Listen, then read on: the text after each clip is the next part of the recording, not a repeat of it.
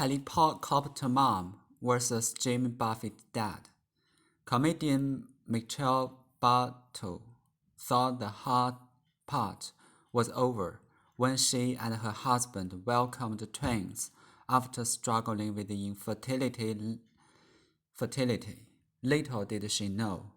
By Michelle Bartow. These differences in our backgrounds have created an interesting push and pull, and by interesting, I mean annoying. To my husband, I'm not just a happy helicopter mom. I'm a drawn on top of a snowplow mom. To me, my husband is too casual and relaxed. Toddler time is not a Jimmy Buffett concert. I'm constantly thinking, okay, which pens, coins, or sharp items on the floor can they put in their mouths? Where are the fragile objects they could grab and possibly break on each other's heads like the three stooges? Are all the electrical outlets plugged in or covered? In meantime, my husband is letting them climb a bookcase, and when they can't get down, he says, figure it out in Dutch. Figure what out exactly? How many stitches they will need? One day at the park, I felt like I was the only one watching the kids while he sat on the bench looking on. When I asked him to help me, he said, they are fine, just let them be. Let them be? Let these emotional rotisserie chickens just run around by themselves with strange cakes and new objects? What if they eat sand? Why aren't you worried? Don't you care? He hit me with worry and anxiety aren't how I show affection. I would have argued, but I was too busy making sure the twins weren't dipping their pacifiers in the sad box. I guess the point is, who is right here? Am I overly anxious? Is he too casual? Does every one couple experience this?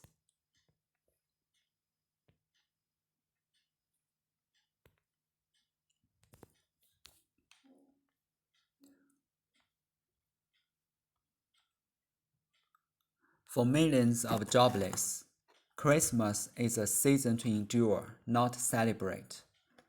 Even with the prospect of new federal aid, many Americans face a holiday of tough choices, trying to celebrate while dealing with pressing needs. By Nielsen D. Schwartz and Gillian Friedman. Nicole Gregg, an unemployed mother of two from Pittsburgh, will have no Christmas gifts for her two children, and the ham she bought with food stamps will be far less than the Euro holiday dinner. Months behind on her rent and utility bills, she has been struggling to afford formula and diapers. But there is one thing she couldn't give up, a small Christmas tree and the trimmings to go with it.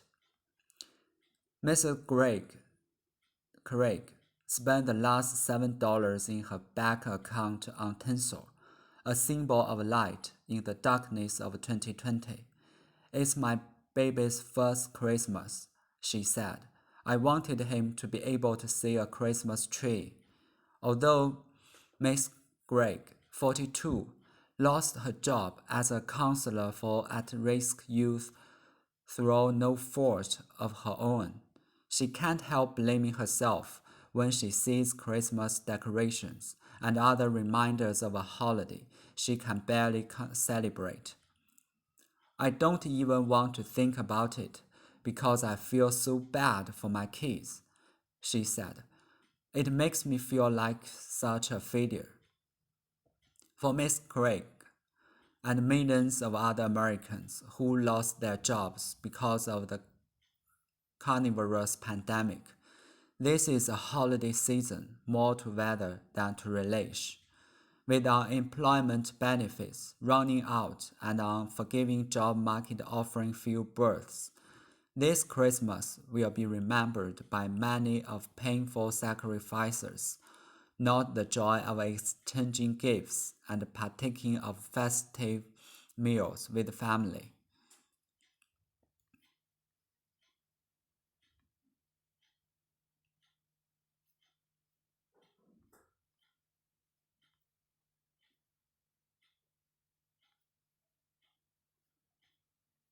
The Christmas Wish by John Dever. I don't know if you believe in Christmas or if you have presents underneath the Christmas tree, but if you believe in love, that will be more than enough for you to come and celebrate with me. For I have held the precious gift that love brings. Even though I've never saw a Christmas star, I know there is a light. I have felt it burn inside, and I can see it shine from afar.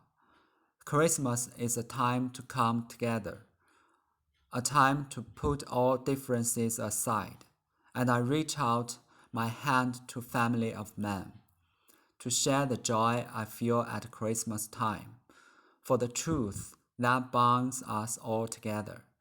I would like to say a simple prayer, that at this special time you will have true peace of mind and love to last throughout the coming year.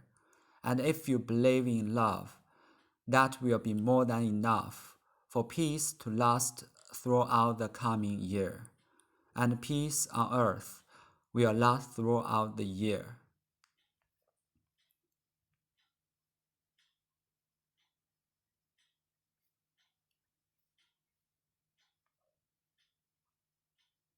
Waiting Through the Winter by John Hall. March is the third month. The 11th is November. One plague has been ended, but the other has new members. We wait for clearance months away, while vaccines get produced. We brace for colder winter days, though the holidays seduce. Some gather into groups unsafe, rebellious and without fear, while others hide away from all isolated and minds unclear. There is no perfect answer to this year of perfect storm. Sequester just a few months more and avoid the misformed.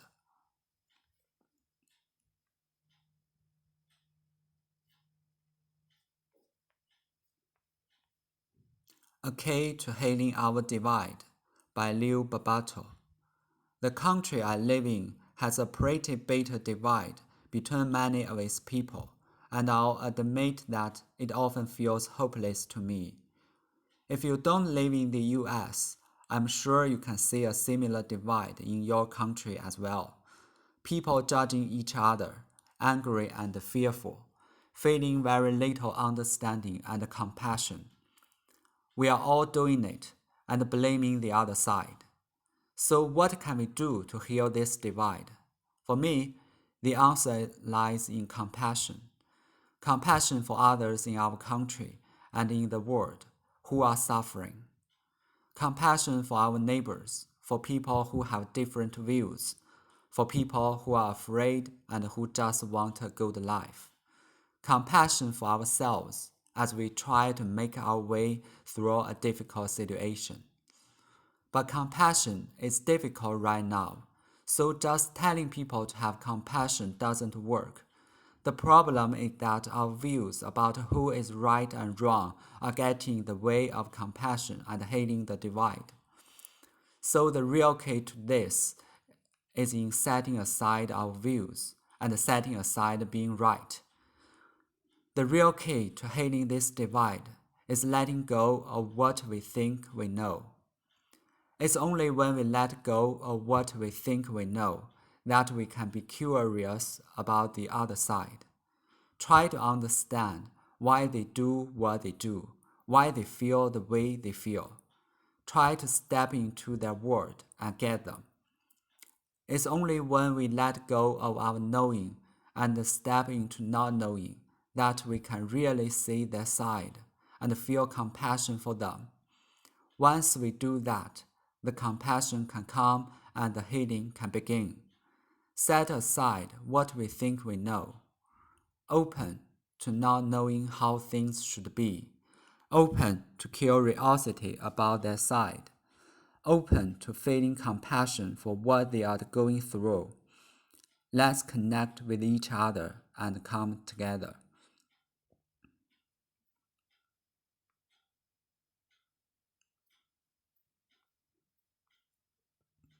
Mackenzie Scott gives away $4.2 billion in 4 months by Sophia Alexander and Ben Steverman.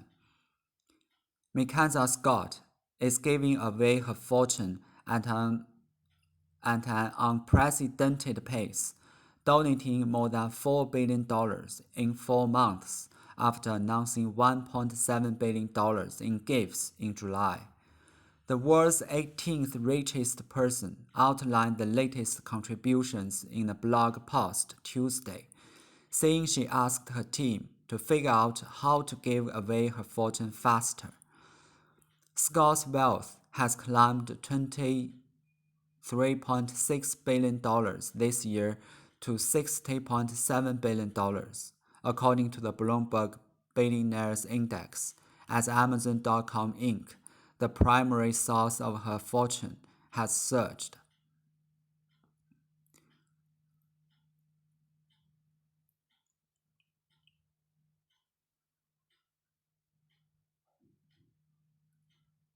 This pandemic has been a wrecking ball in the lives of Americans already struggling. She wrote in the post on Medium, economic losses and health outcomes alike have been worse for women, for people of color, and for people living in poverty.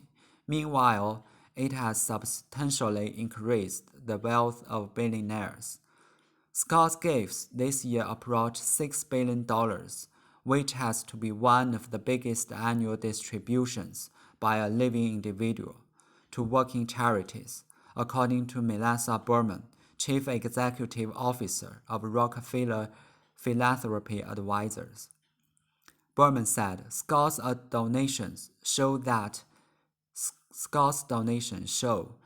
it's possible to give large amounts quickly without requiring non-profits to jump through a lot of hoops to get the money.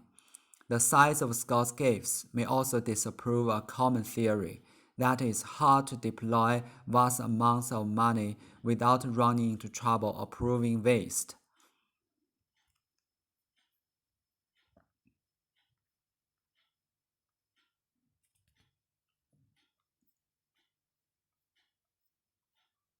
What My Children Have Taught Me About Hanukkah by Bella Hazan. Hanukkah, in the middle of a pandemic shutdown, is certainly different. My gifts for the grandchildren are at my children's homes, brought there by different delivery services, wrapped by others and hidden away waiting for them to be given after the candles are lit.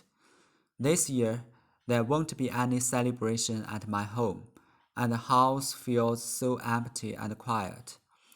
This year, as the holiday approached, I felt myself feeling sad, like a dark cloud was over my head. How would we have any kind of family celebration, given how I was raised? My sadness, my reaction, made no sense to me. Growing up, I don't remember my parents ever celebrating Hanukkah. I do remember the Christmas tree. I remember the gifts under the tree and sitting in front of the tree in the dark, watching the lights on the tree go on and off. So I've often wondered where my commitment to observing the Jewish holidays with my children came from, and that was not a part of my childhood.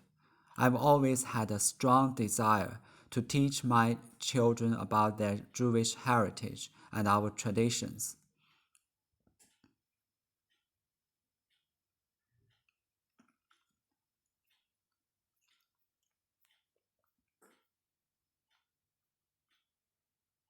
Guaranteeing a Certain Kind of Year by Steve Pavlina. One thing I love about interesting comments is that they can guarantee that I'll have a certain kind of year. This requires that I pick a common commitment that's close to 100 under my direct control, so there are no significant risky external points of failure. This year, I guarantee that I do a lot of writing by committing to publish something new on my blog every day of the year. I guaranteed that it would be a year of high internal reflection and high creative output. I guaranteed that I do the equivalent of writing several books through the medium of blogging. These are just the surface aspect of the commitment though. It's one thing to look ahead to another year with goals and intentions, but goals and intentions don't guarantee that you will actually have a different kind of year. Truly committing yourself to the action side is very different than defining some results you'd like to see and hope for the best. Goals are great, but setting a goal guarantees nothing. I've noticed that something shifts within me when I make a commitment that I take seriously. There are moments where the way of that I'm going to do sinks in because I actually believe and expect that I'm really going to do it. I don't have to hope for a certain kind of year. It feels like it's a done deal before it starts. Instead of optimism, I feel certainty. One thing I love about interesting commitments is that they can guarantee that I'll have a certain kind of year. This requires that I pick a commitment that's close to 100% under my direct control, so there are no significant risky external points of failure.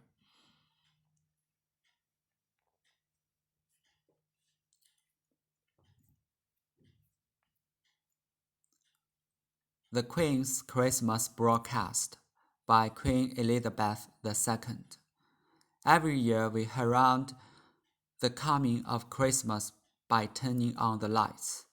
The light does more than create a festive mood. Light brings hope. For Christians, Jesus is the light of the world, but we can't celebrate his birth today in quite the usual way.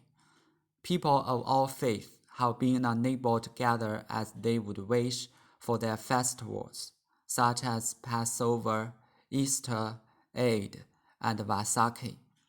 But we need life to go on. Last month, fireworks lit up the sky around Windsor as Hindus, Sikhs, and Jains celebrated Diwali, the festival of lights, providing joyous moments of hope and unity despite social distancing. Remarkably, a year that has necessarily kept people apart has, in many ways, brought us closer. Across the Commonwealth, my family and I have been inspired by stories of people volunteering in their communities, helping those in need. In the United Kingdom and around the world, people have risen magnificently to the challenges of the year, and I'm so proud and moved by this quiet, indomitable spirit. To our young people in particular, I say thank you for the part you have played. This year, we celebrated International Nurses' Day on the 200th anniversary of the birth of Florence Nightingale. As with the other nurse pioneers like Mary Seacole, Florence Nightingale shone a lamp of hope across the world. Today, our frontline services still shine that lamp for us, supported by the amazing achievements of modern science and we owe them a debt of gratitude.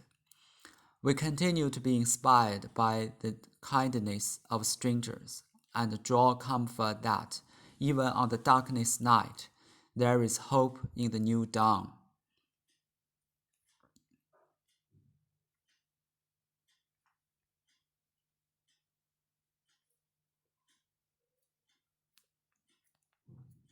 The Year by Ella Wheeler Wilcox. What can be said in New Year rhymes that's not been said 1,000 times? The New Year's come, the old years go. We know we dream we know. We rise up laughing with the light, we lie down weeping with the night. We hug the world until it stings, we curse it, then the sigh for wings. We live, we love, we woo, we wed. We wreath our brides, we shade our dead. We laugh, we weep, we hope, we fear, and that's the burden of the year.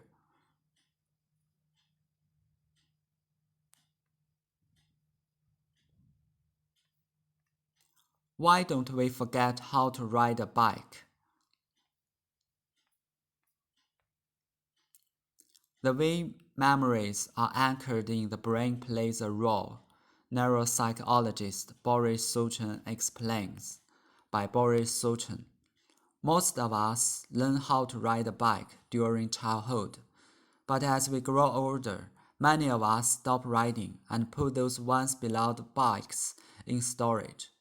Years later, when we discover these relics and hop on, it's as if we never stopped biking. This is surprising, because our memories let us down in so many other instances, such as remembering the name of a place or a person we once knew or where we put our keys. So, how is it that we can ride a bicycle when we haven't done so in years? As it turns out, different types of memories are stored in distinct regions of our brains. Long-term memory is divided into two types, declarative and procedural. There are two types of declarative memory. Recollections of experiences, such as the day we started school and our first case, are called episodic memory. This type of recall is our interpretation of an episode or event that occurred. Factual knowledge, on the other hand, such as the capital of France, is part of semantic memory. These two types of declarative memory content have one thing in common. You are aware of the knowledge and can communicate the memory to others. Skills such as playing an instrument or riding a bicycle are, however, anchored in a separate system called procedural memory. As its name implies, this type of memory is responsible for performance.